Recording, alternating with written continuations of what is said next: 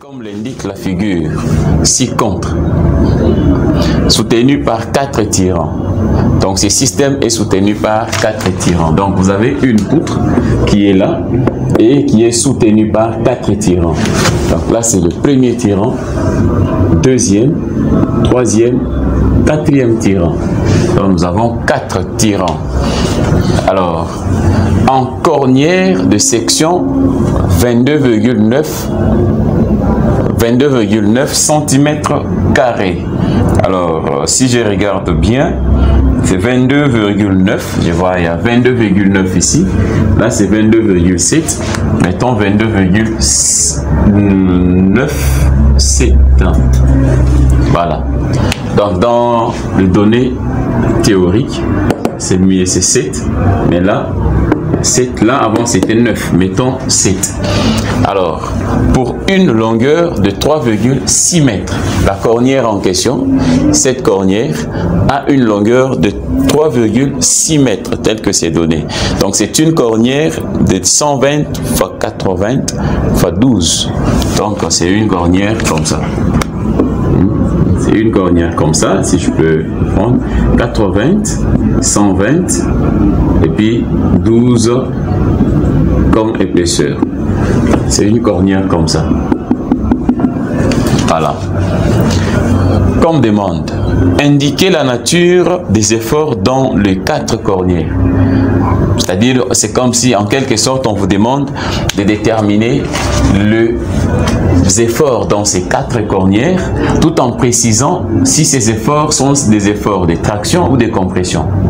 C'est ce qu'on vous a demandé dans le point A. Deuxième point, déterminer les contraintes dans chaque cornière et indiquer sa nature. Indiquer sa nature. Donc, après avoir trouvé les efforts, vous allez faire ces efforts. Donc, vous allez appliquer en fait la formule de la contrainte. Vous prenez ces efforts par la section et vous allez déterminer si ces contraintes sont des compressions ou des tractions. Pas de problème. C. Déterminer la longueur finale de chaque cornière. Donc, après avoir appliqué cette force que vous avez déterminée ici, il y aura l'allongement. Donc, si vous prenez la longueur initiale plus l'allongement, vous aurez la longueur finale dont on a demandé ici. Donc, je crois ici, ce qui est difficile là, c'est juste de déterminer les efforts dans les 4 cornières. Une fois que vous avez ces efforts, les 2 ici sont plus faciles à déterminer. Alors, nous, notre grand problème, c'est quoi? C'est de déterminer les efforts dans les 4 cornières. En fait, c'est mon problème en moi.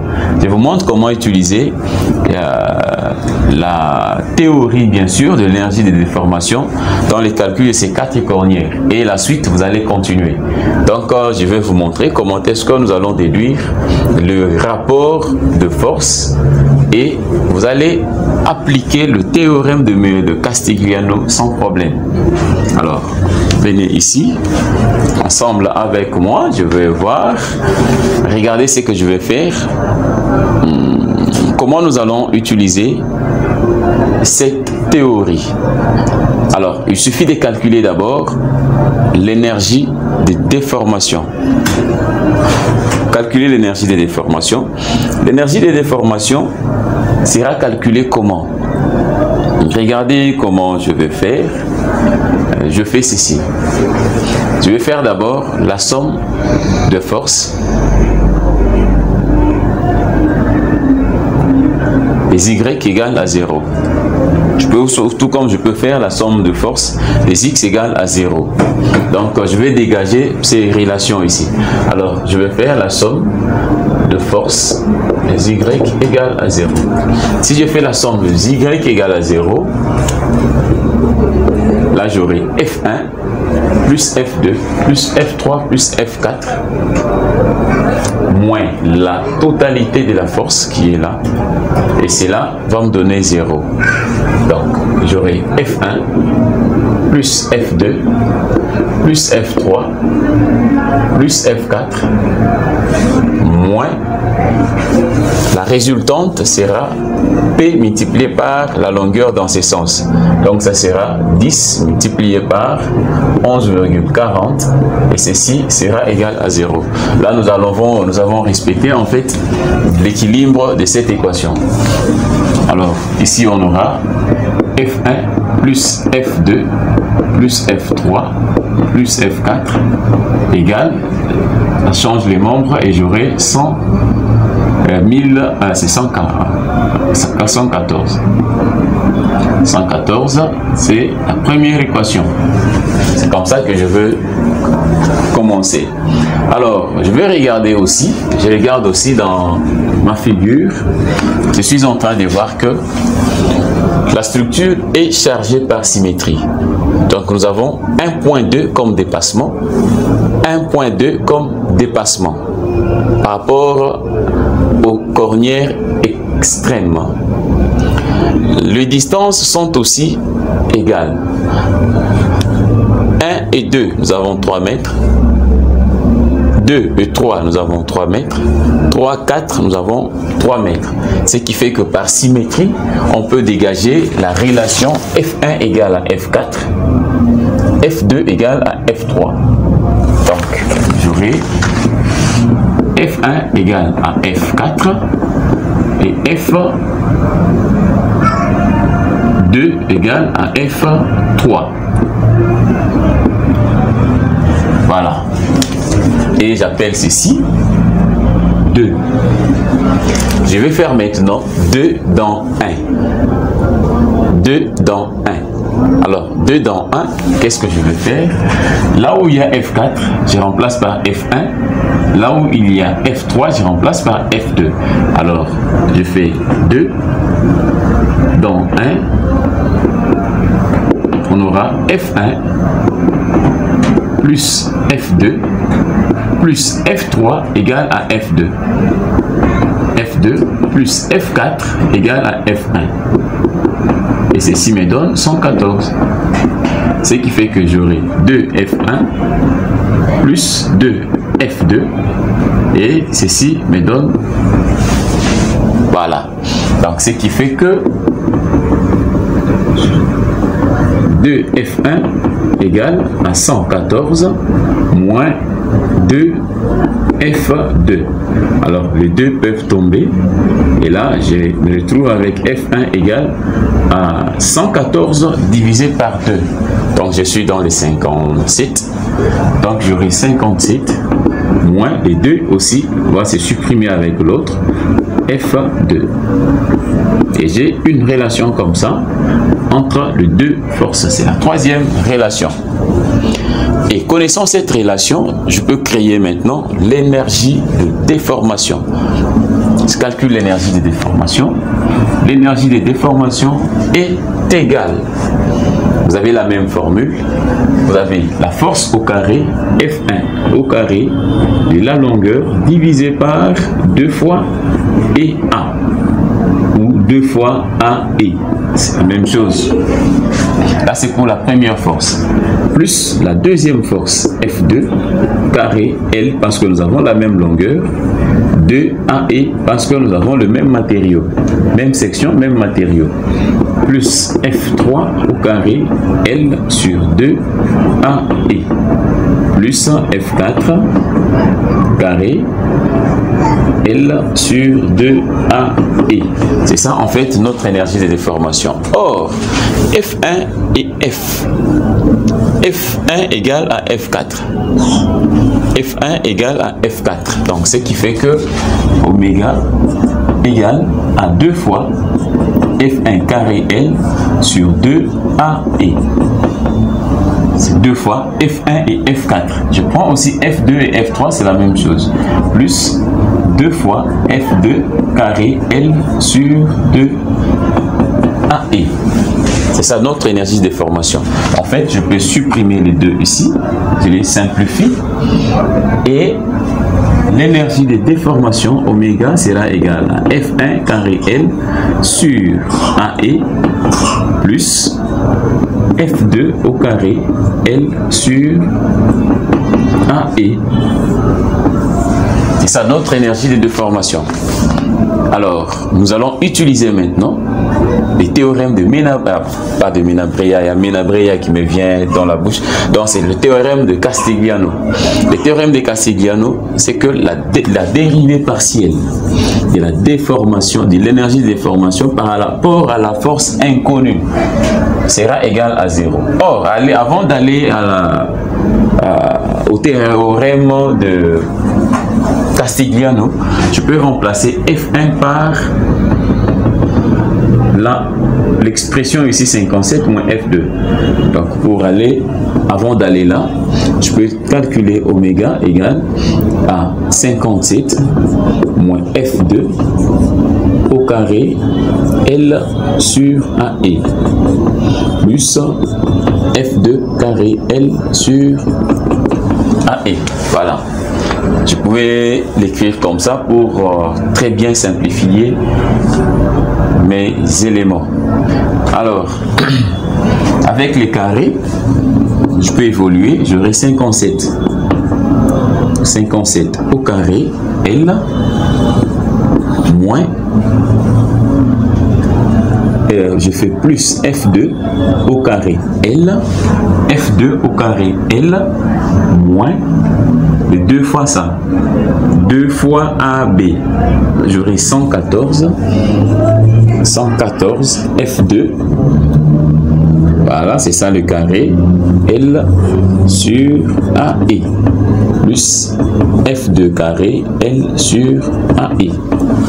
Voilà, c'est ça l'expression de l'énergie des déformations.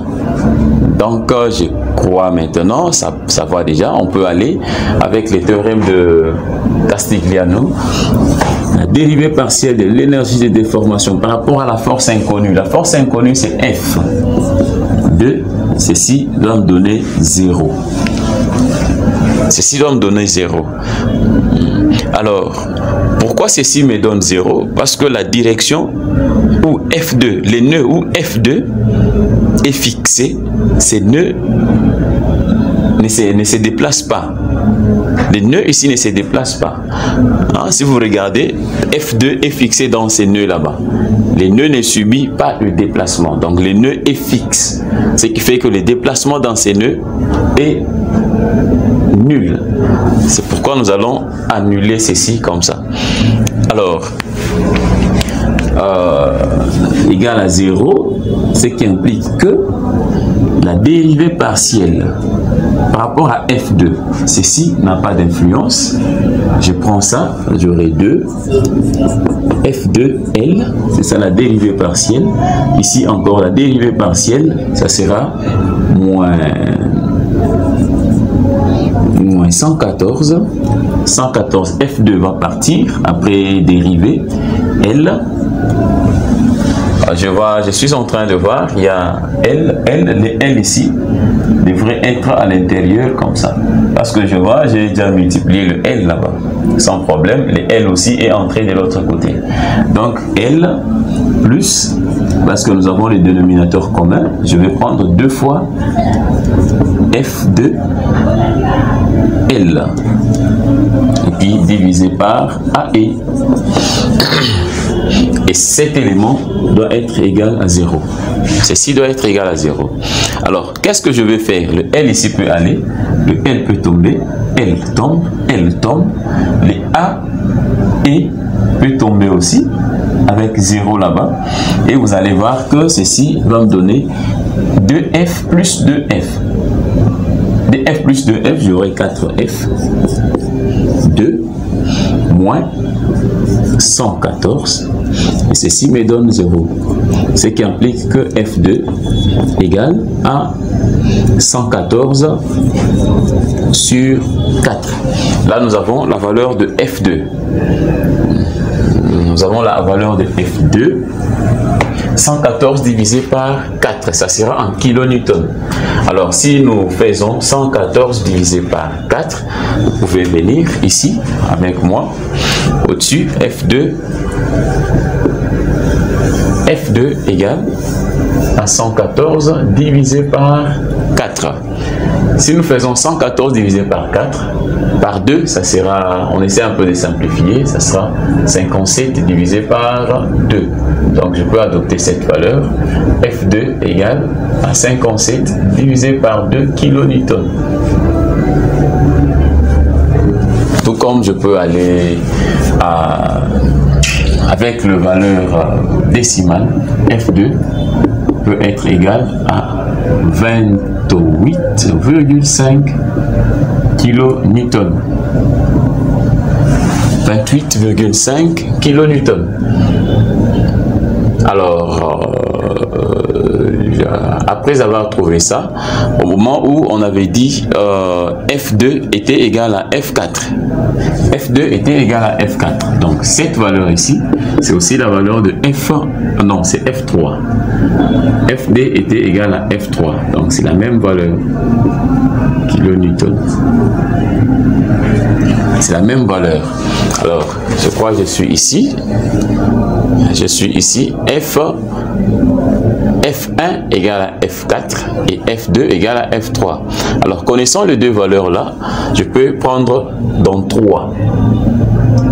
Dans 3, je peux résoudre maintenant ça. Donc, dans 3, nous aurons F1 égale à 57 moins F2. 57 moins F2. Alors, F1 sera égal à F4 selon la relation égale à 57 moins 28,5. Et je trouve 28,5. Ce qui fait que F1 égale à F4 égale à 28,5 kilonewtons. Voilà. Là, nous avons trouvé nos 4 efforts qui sont dans les cornières. Alors, là on a résolu, vous allez voir d'ailleurs que les valeurs sont positives, ce qui fait que la barre travaille à la traction, donc partout c'est traction. Donc nous aurons les contraintes des tractions sans problème.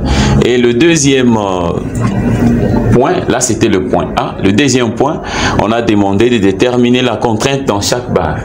La contrainte dans chaque barre, vous savez très bien, la contrainte n'est rien d'autre que la force divisée par la section. Vous avez déjà la force et vous avez la section égale, vous pouvez trouver ça sans problème. Vous trouvez la contrainte sans problème et ça sera la contrainte de traction. Alors, après avoir trouvé ça, vous aurez à calculer la longueur finale après application de la charge. La longueur finale, il faut déterminer d'abord le déplacement de la barre. Le déplacement de la barre ne sera rien d'autre que la force multipliée par la longueur initiale bien sûr, divisée par AI.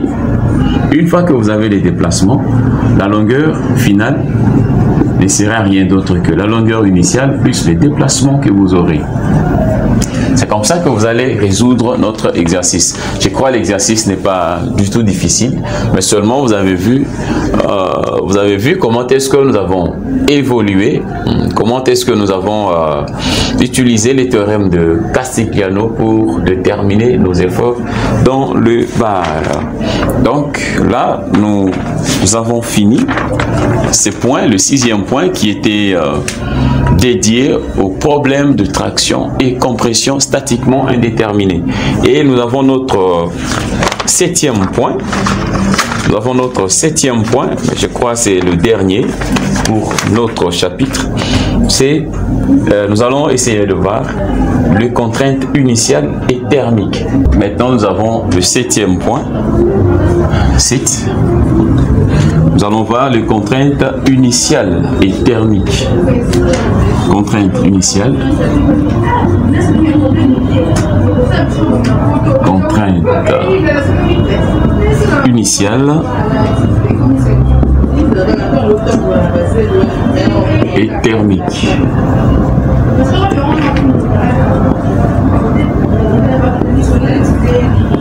Voilà. Donc nous avons ces deux types de contraintes que nous allons voir. Mais seulement, il faut comprendre que les contraintes initiales, ce sont des contraintes qui ont été dans le matériau lors de la fabrication en fait de la pièce. Lors de la fabrication de la pièce, au lieu que la contrainte soit nulle, par erreur de fabrication, on se rend compte qu'il y a une précontrainte qui s'est produite à l'intérieur. Par rapport à la fabrication, bien sûr, c'est l'erreur géométrique, je ne sais pas aussi l'erreur de fixation. Hein. Toutes ces erreurs peuvent causer aussi des contraintes initiales. Et nous avons aussi des contraintes thermiques qui sont des contraintes dues à la variation des températures. Donc on va essayer de voir aussi ces deux types de contraintes et à la fin on aura un ou deux exercices à faire, mais seulement sur notre chaîne Gus Tutoriel. Je crois que vous aurez beaucoup d'exercices. Nous avons le point 7.1, contrainte initiale. Contrainte initiale.